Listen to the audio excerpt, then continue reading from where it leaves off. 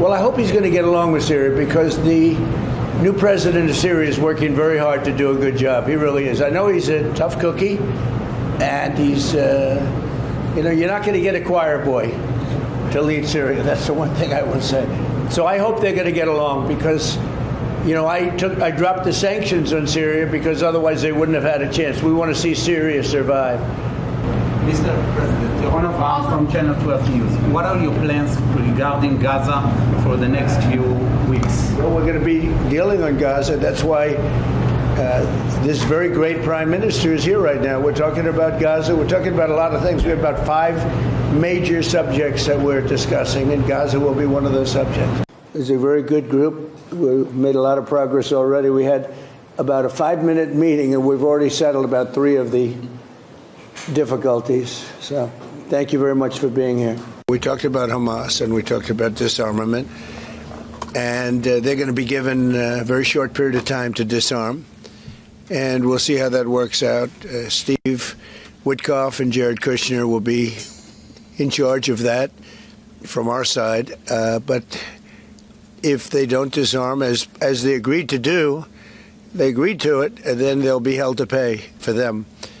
And we don't want that. We're not looking for that. But they have to disarm within a fairly short period of time. President, if you don't see Hamas disarm in that short amount of time that you're giving them, can you tell us what the next steps would be? It'll be horrible for them. Horrible. Okay. It's going to be really, really bad for them. And I don't want that to happen. But they made an agreement that they were going to disarm. And you couldn't blame Israel. By the way, we have other countries that will come in and do it. They said, let us do it for you if they don't. Countries that were with them wanted the deal to be made, agreed that they would disarm, and now if they say they're going to disarm, that's fine. If they say they're not going to disarm, those same countries will go and wipe them out. They don't even need Israel. We have many countries, 59 countries that are in agreement. This is a real peace in the Middle East. And Hamas is a small part of it, but it's still a part of it. But we have 59 countries that signed on, big countries, countries that are outside of the Middle East, as you know the Middle East. They want to go in and wipe out Hamas. They don't want Israel. They don't need Israel. They want to do it because it's the right thing to do, because they were for the deal based on the fact that Hamas pledged, they swore that they were going to disarm. Now, if they're not going to disarm, those same countries will wipe out Hamas. Somebody said in the room, if you don't have Trump, you needed a proper combination of everything. And if you didn't have that combination, which they had, you would not have an existing Israel right now. And the people of Israel know it. That's why they like me, and it's why they actually like him. He's got a little bit of a love-hate more than I do over there.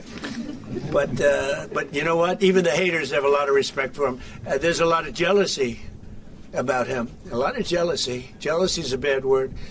But I believe you would not have Israel right now. So it's a big deal. Yeah, too late, Powell. Too late because he's always too late with interest rates, except before the election. He was too early because that would have helped.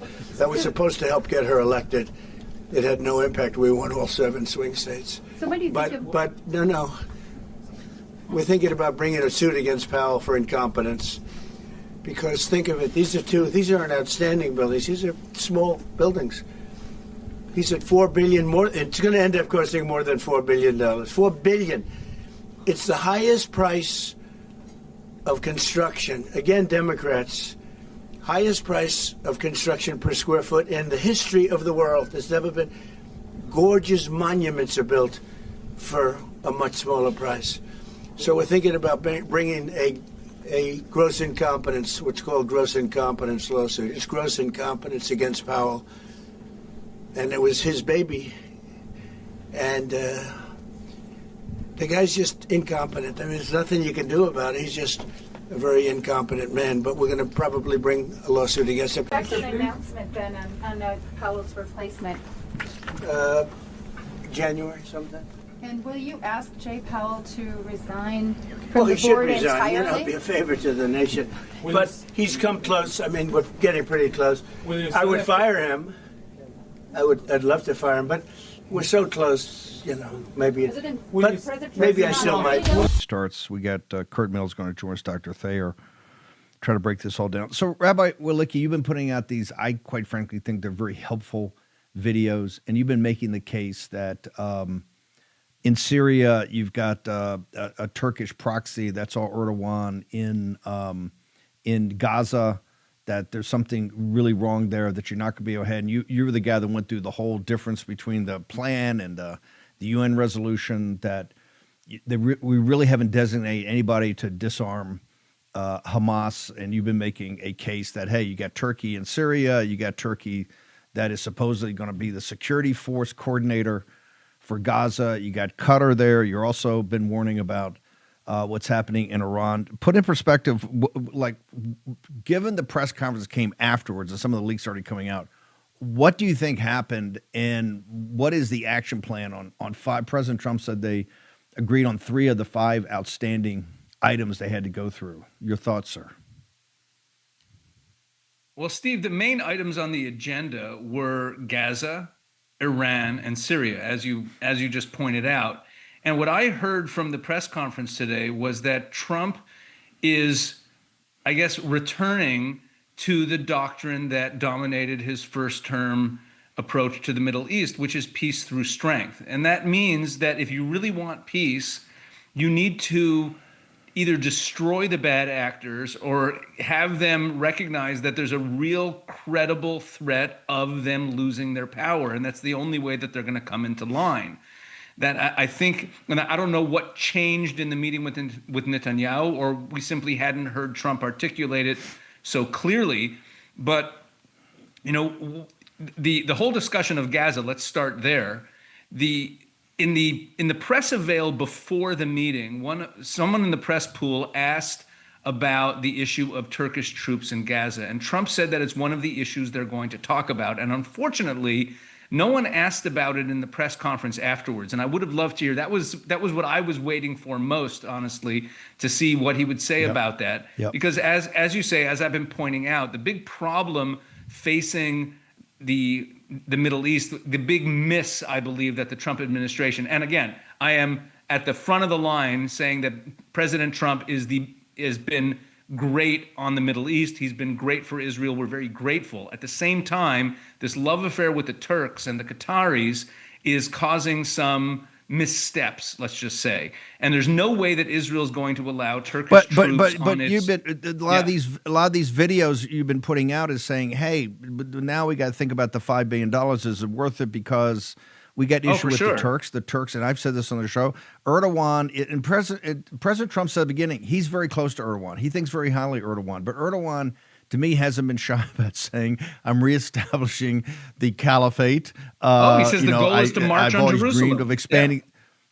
Yeah. Now also the 2 holy sites. I mean, he'd like to get Mecca and Medina back in the fold as they had before World War I. So what he did say, that I don't know if it's confusing, because President Trump does a lot of this to make sure that nobody's, that he can always continue to negotiate and people can't get a steady grip. He made this comment about, and one of the things that I know you and others have been harping on is this whole issue of, at the end of the day, who is going to actually go in and disarm Hamas, right? It's not going to be Qatar. It's not going to be Egypt. You keep saying it's not going to be Turkey. There's some ambivalence there, because we know that the UN resolution that they got passed is different than the plan.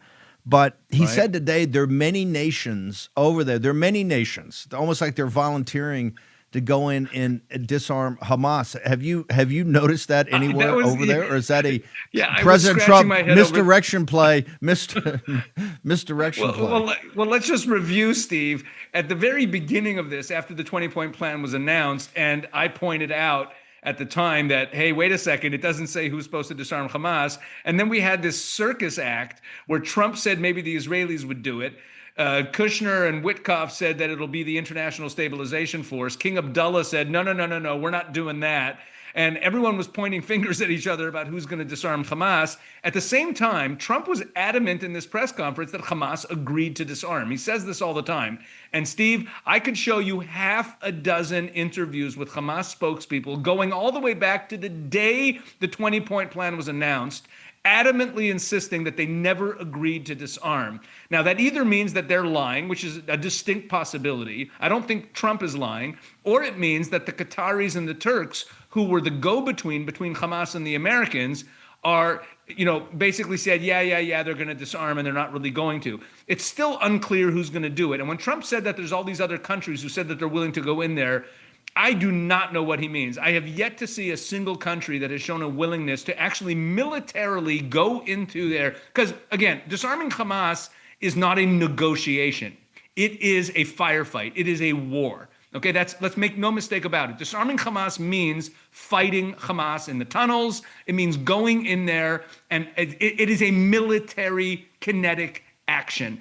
And the only country that has shown a willingness to do it is the Israelis. So that still remains an open question. Let's just say that. At the same time, Steve, in this press conference, when I say that I heard a return to peace through strength, I think the most important line in the entire press conference was when they were talking about Iran, and Trump said, there can be no peace in the Middle East if Iran rearms. And what that really speaks to is, and you could say the same thing about Hamas, there can be no peace. The Gaza, a brighter future for Gaza, a more peaceful, more quiet southern border for Israel and the Israel-Egypt border, it can only happen if Hamas is removed. That's the only way these things can go forward. And let's remember, President Trump is not naive. He does not want his peace plans and his Middle East policy to fail. So he's not living in a world of wishful thinking. There are people around him who might be, but he does not live in a world of wishful thinking. And because of that, he doesn't, I think that maybe it happened in this meeting with Bibi, or maybe he already was on this thinking beforehand, but to understand that there simply won't be peace in the Middle East if the Iranians, who scream death to America and death to Israel, they spend all of their money. Their people are in the streets right now rioting, not because they're pro-Israel. They're rioting because their currency is collapsing. They don't have water. They don't have electricity. And all these billions of dollars that Iran is getting from selling oil to the Chinese is being used to rebuild their ballistic missile program. That's what they're spending their money on.